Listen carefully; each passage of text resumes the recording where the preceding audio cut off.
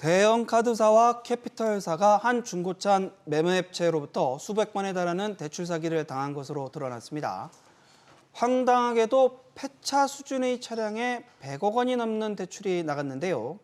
그만큼 심사가 부실했는데 길게는 3년 동안 사기 행각을 눈치 못 챈 금융사도 있었습니다. 경찰은 수사에 착수했고 일부 금융사들은 업무 과실 책임을 물어 직원 징계에 나섰습니다. 대형 금융사의 내부 통제가 이렇게까지 허술한가 하는 생각이 드는데요. 반복되는 중고차 대출 사기를 막을 근본적인 방안까지 금융위부 박규진 기자와 이야기 나눠보겠습니다. 박 기자. 네. 우선 이번 중고차 대출 사기 사건 어떻게 된 건가요? 네, 인천의 한 중고차 매매 업체로부터요. 대형 금융사들이 지난 3년 동안 수백 건의 대출 사기를 나타낸 것으로 확인이 됐습니다. 우선 A 중고차 매매사항은 이 고객들 중에서 명의를 빌려줄 사람들을 모집해서 이 카드사와 캐피탈사에서 허위로 차명 대출을 받았습니다. 명의 대여자들은 그 대가로 이 매매 업체로부터 사례금을 받아 챙겼는데요. 대운의 경우에 이 대출금은 고객 계좌로 입금된 뒤에 A 매매 업체에 건네졌습니다. 처음에는 이 A 업체가 중고차 대출 원리금을 이 명의를 빌려준 고객 대신에 갚아주다가 이후에 잠적을 했고 대출금 상환 독촉을 받게 되면서 문제가 터진 것으로 알려졌습니다.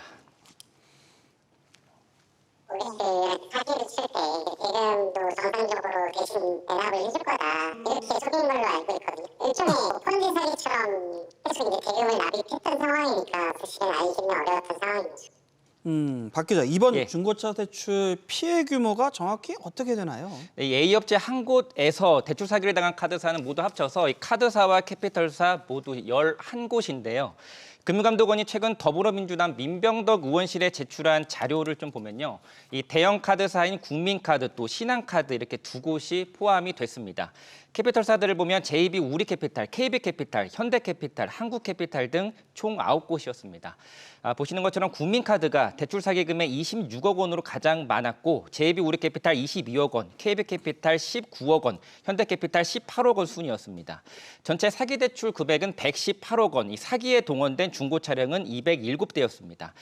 특히 국민카드와 KB캐피탈 또 우리금융캐피탈 같은 경우에 사기당한 기간도 길었는데요. 이들 세 곳은 2021년 3월부터 올해 4월까지 3년 넘게 A사의 사기 행각을 새카맣게 몰랐습니다. 물론 중고차 사기 대출은 빈번하게 일어나고 있긴 하지만 이렇게 한 업체에서 다수의 여전사들이 당하는 건 이례적이라는 게 대체적인 평가입니다. 보면은 지금 사기를 당한 금융사들을 보면 대형 금융사들인데 이렇게 속수무책으로 당한 이유는 뭔가요? 이 업체들한테 물어보면 A 중고차 매매 업체가 고객과 짜고 작정하고 속였기 때문에 당할 수밖에 없었다는 게 여전사들의 설명인데요. A 업체는 폐차 직전에 차량 사진과 또 성능 검사서 등을 문제가 없는 것처럼 위조를 해서 여전사들을 속였습니다.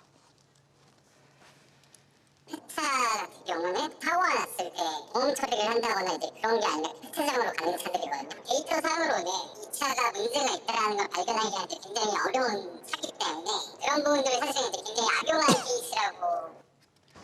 또 A 업체는 대출 차주들에게는 금융사에서 확인 전화가 왔을 때 어떻게 대응할지 요령까지 알려주는 치밀함도 보였습니다. 근데 아무리 그렇다고 해도 이 거액의 대출이 한 업체에 이렇게 나가는데 너무 이거 아무도 체크하지 못한 그런 부분 보면은 너무 허술한 거 아닌가요? 네, 그런 비판이 충분히 가능해 보이는데요. 이 내부 통제가 작동하지 않아서 대출 사기를 미연에 막지 못한 책임이 분명히 있어 보입니다.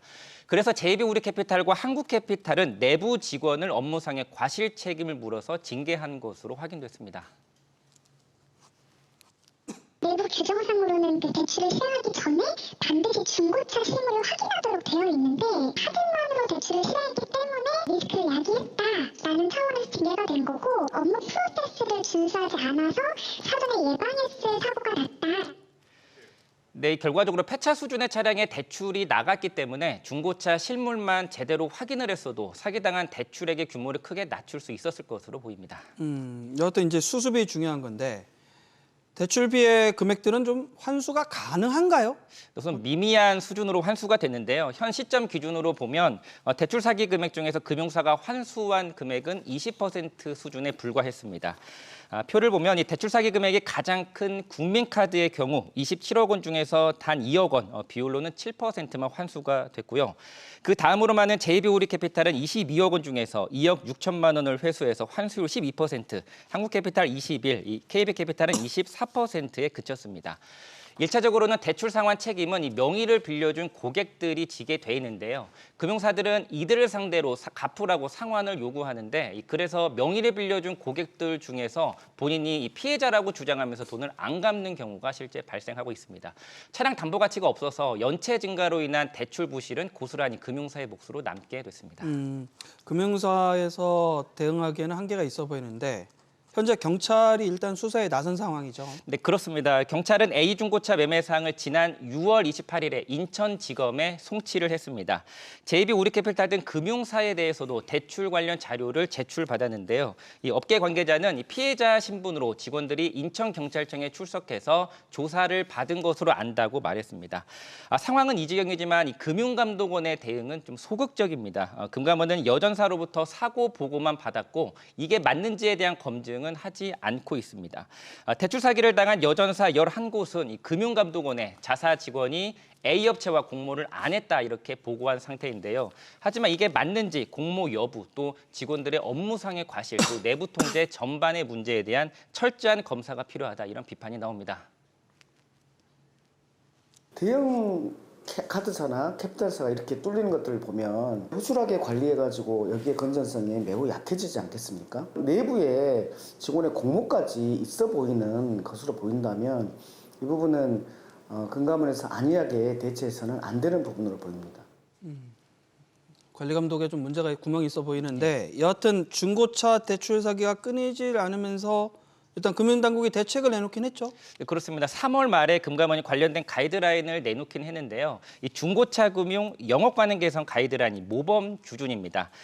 보시는 것처럼 중고차 대출을 해줄 때 고객한테 전화 통화, 또 대출 전후의 차량 사진 확인, 또 에스크로 계좌로 지급, 이 말씀드린 세 가지 중에서 2가지 이상 조치를 반드시 해야 됩니다. 하지만 이번 건의 경우 이런 지침도 큰 도움이 안 됐을 거란 비판이 나오는데요. 이 차량 사진은 충분히 위조가 가능하고 또 해피콜은 매매상이 고객에게 뭐 대응 지침이나 이런 걸 주면 충분히 속일 수 있기 때문입니다. 카드사나 캐피탈사들도 실물을 확인하고 대출이기 때문에 담보를 확인하고 빌려줘야 된다. 이렇게 서류상으로 하게 되면 사기에 휘말리게 되고 돈을 못 받기 때문에 이런 문제가 발생한다. 제가 봐도 중고차 사기 늘 반복되고 있는데 이거 좀 뿌리 뽑을 뾰족한 수는 없나요? 네, 전문가들한테 물어보면요, 이 차량 실물 확인을 하는 건 물론이고 이 금융사고에 대한 이 여전사의 책임도 지금보다 더 강화해야 된다는 비판의 지적도 나오고 있습니다. 모범 기준에서 사진을 확인해라 이 정도 수준으로 되겠나 라는 싶거든요. 카드 사고, 캐피탈사에다가 이런 사고들이 계속 발생했을 때에 대한 페널티라든지 이런 것들을 주어서 조금 더 조사를 철저히 하게 하는 요인을 반드시 주어야 된다고 생각합니다. 네, 이와 함께 이 보험 사기처럼 대출 명의를 빌려준 고객에 대한 처벌 강화도 필요해 보이고요. 금감원도 일단 3월에 도입된 모범 기준 이행 상황을 보고 이 부족한 부분은 보완하겠다는 입장이라서 제도 변화 상황을 하반기까지 계속 지켜봐야 될 것 같습니다.